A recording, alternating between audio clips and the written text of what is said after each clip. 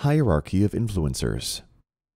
It's important to realize that the four influencers impact, in a hierarchical way, the behavior that we choose. In other words, one influencer often trumps or overpowers another in terms of its ability to shape our behavior.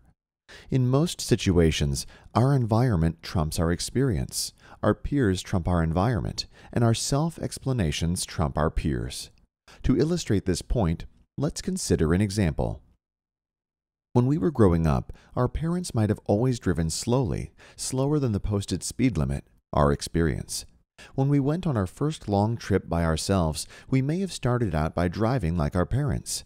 However, we quickly noticed that while we were driving at 90 kilometers an hour, which was 10 kilometers an hour under the posted speed limit, everyone else on the road was driving at least 120 kilometers per hour, our environment.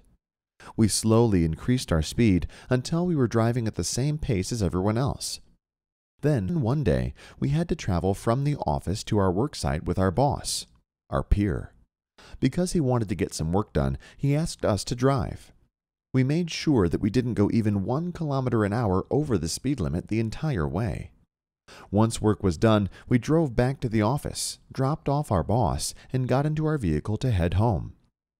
That's when we realized that we were late for the big concert we were planning to attend.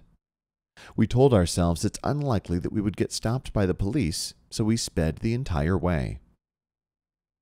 In addition to realizing that, as we move up the hierarchy, each influencer has more power over the preceding one, we must be aware that the amount of control we have over each influencer also increases.